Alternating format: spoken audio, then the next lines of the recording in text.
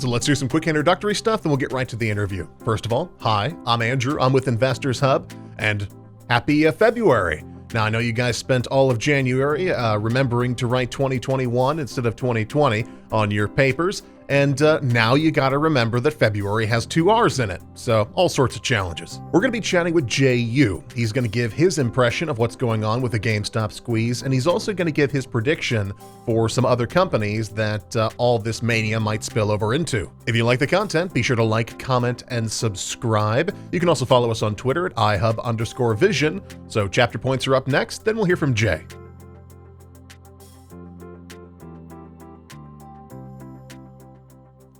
So, Jay, you've been following what's been going on with GME.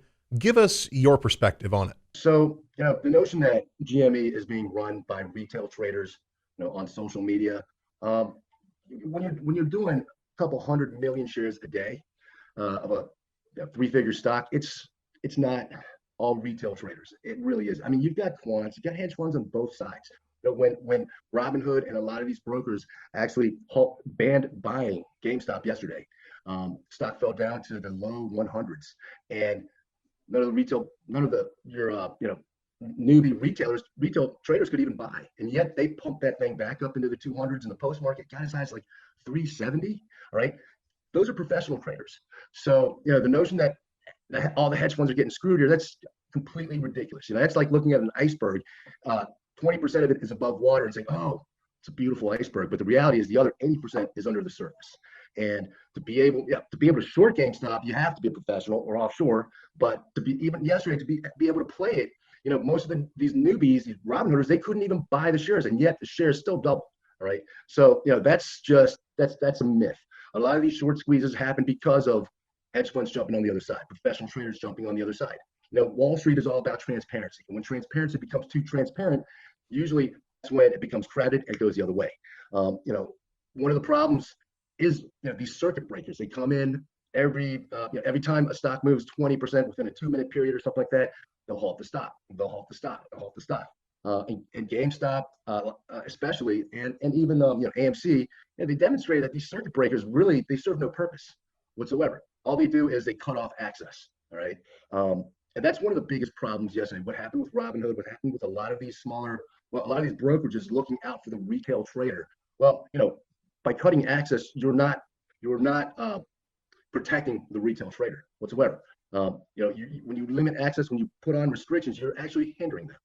And GameStop has become more than just a stock. It's become a symbol, of the fight between Main Street versus Wall Street. And you can put any kind of spin on that, like as you want. But the reality is, it is the hedge funds, it is the big boys playing on the other side. You can't do this kind of volume, without having some serious capital and experience and know-how to know the price inflection points that get pressed just hard enough to squeeze higher or take them out. Hit that precision price area, and then boom, you're going to hit all the stops on the way down. So let everyone else believe in this story that it's the Robinhooders and the Wall Street bets moving these stocks. But it's the bottom line is, if something has momentum, everyone's going to jump on it. And the pros, they know this too. So I think the media is just looking for a square hole, but they're trying to shove a round peg into it. It is what it is. But I mean, GameStop it's a phenomenon. But there have been bigger short squeezes. Volkswagen actually squeezed from 19 to over 1,000 in a matter of 2 to 3 days. That was the worst short squeeze I've ever seen, and people can look that up. And they actually halted the stock, right? But many funds blew up, billions of dollars lost. So imagine a short squeeze like that. But GameStop it's gotten a lot of publicity. A lot of these other stocks as well. AMC, for example. It's gotten a lot of publicity. Now, these guys, they did the right thing, and they already have an at the market program to sell shares. So, these guys took advantage of it, raised $310 million selling shares in the open market. So that actually changed the fundamentals of the company. GameStop, they haven't done any offerings, or right after earnings, they actually did do an offering. I think it was like $29 million or something like that. But we haven't heard a word from them. But it should probably be selling shares and actually changing the fundamentals of the company. But the problem is, the reason why it's so short is because they have a dying business model. Everything's going digital. They're in malls. Malls are dying. So I can see why the shorts are all over it, but I mean, you've got professionals on both sides, long and short. So it's not just the retailers. So how much longer do you think that this squeeze and mania is going to go? You know what? I wouldn't give it more than a couple of weeks. You just leave the market to do what it does naturally. It's like I heard the saying. I have a daughter, and there's a saying that says you don't try to protect. Your job as a parent is not to protect your children; it's to prepare them. That's when I hear these legislators come out and say, "Oh, we want to protect the retail." You're not protecting them. If you want to protect them, shut down the markets. Okay, there's always going to be risk.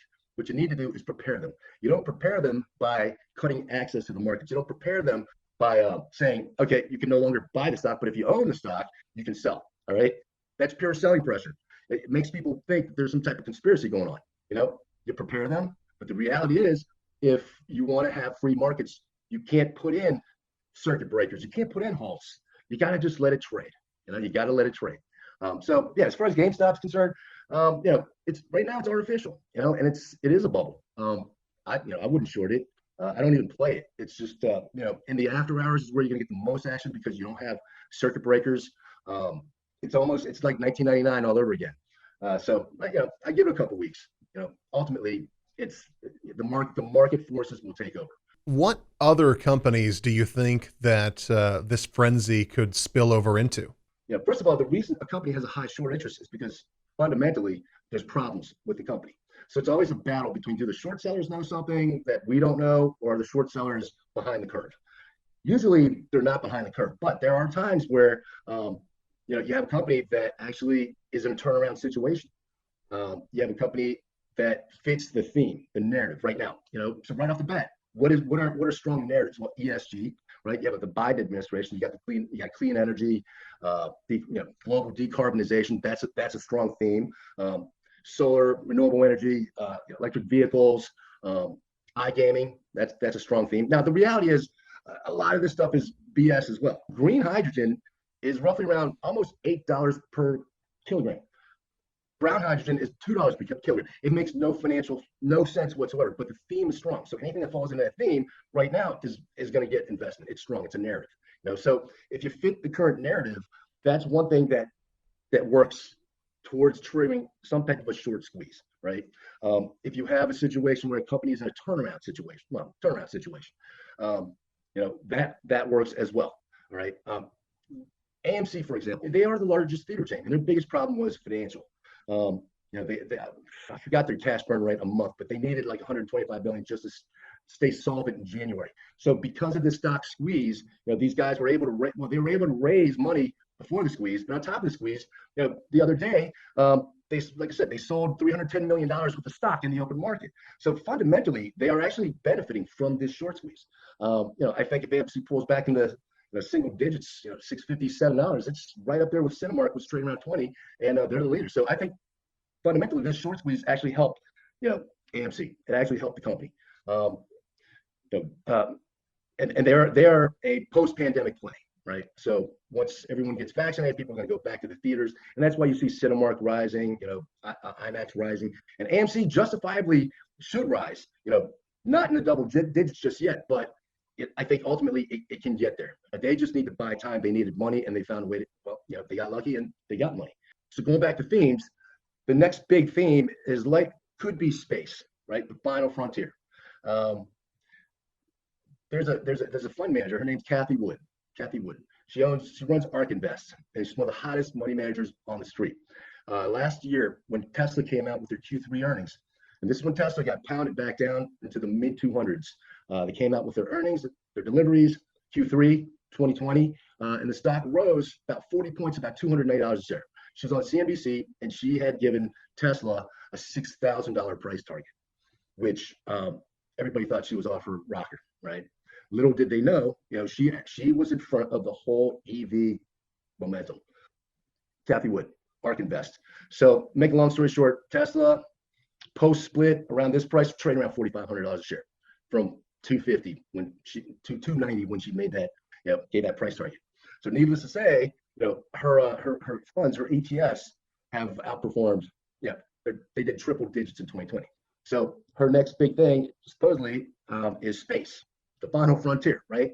So now you've got stocks in that in that space, no pun intended, that are going through the roof. Everyone's trying to figure out, they're actually trying to front run what the ARC Space Exploration ETF, what stocks they're going to buy. So there's a stock called Virgin Galactic, SPCE. And this stock actually collapsed when they were supposed to do 3 test flights. Second test flight failed because it didn't fail so much because of the actual spaceship, the rocket to get them closer to space to launch the spaceship. Actually, they had a computer malfunction, so the stock collapsed from like 34 to like $22 a share. The stock is trading around 40 now. It actually got as high as like 57. This is a stock that's got a 56% short float. Out of 132 million shares. So whenever you look at stocks that are susceptible to short squeezes, anything above 20%, now you're in the ballpark, right? Anything above 20% with a 20% short interest, these are stocks that have the potential to go parabolic from a short squeeze. So this is a company where the theme actually helps trigger it to become a potential short squeeze, because it is one of the few companies that actually is a pure play space play. So that's one to keep an eye on. 56%, 56% of the float is short. Dave & Buster's, right? Symbol is PLAY. Dave & Buster's, and once again, you can make the argument that is also an experiential theme, where if you got your vaccine, if you got vaccinated, and you were free to go out, go to Dave & Buster's. You got video games, you got restaurant, you got food, you got alcohol, right? It's a one of a kind. It's a one-of-a-kind chain, I guess. And so this stock actually is one that's got a 25% short interest and 38 million share float. So that's a very thin float as well. So that's very susceptible to a short squeeze going much higher. I would say my number one pick would be Nautilus, right? NLS. So the thing is with Nautilus, there's very few pure play home gym plays. You got Peloton, right? Peloton, and you got Nautilus. Now Nautilus owns Bowflex, Universal, Schwinn. They basically are the other play next to Peloton. There's really nothing else out there unless you're looking at actual gyms. But the whole thing about being this pandemic play is that people don't go to gyms. People don't want to go to gyms. All the gyms in my area are still closed. All right. So I think Nautilus is one. Now this thing has a 22% short float. It's only got a 22% short interest and a 28 million share float, which is razor thin. The thing is, this company is actually, because of the pandemic, their earnings have gone through the roof. They've beaten earnings every time. Their PE, they have a 10 PE price earnings. Peloton has like a 380 price earnings. Okay, so this is actually an undervalued play that's going through multiple expansion, and it still doesn't have a lot of analysts covering it. But I think this one fundamentally, because I think it's a lifestyle. The pandemic came. It's eventually the Wall Street's already looked past the pandemic, but I think this is something that is actually something that a lifestyle change. So I think this is very strong, and because of the short interest, which is about 22%, it is prone to a short squeeze. But the other thing to offset that is a 28 million share float. Any stock that you have under a 50 million share float is pretty thin. All right, something like KOSS, a 3.4 million share float. That's ridiculously thin. Right, but there's no fundamentals to back that kind of a move. Something like a Nautilus, it has the potential. It is a turnaround situation. It's got the potential for a multiple expansion, which should have a 10 PE, and razor thin float. So I think that's the type of stock where you have the actual turnaround story. It is a turnaround situation. A lot of the gains are going to stick, and you have the potential for an additional short squeeze. So low 20s, spot to get in, something like that. Thanks for watching. And if you want to help the channel grow, best thing to do is hit the subscribe button or leave a comment. You can also hit the like button too if you want. And I'll see you again soon.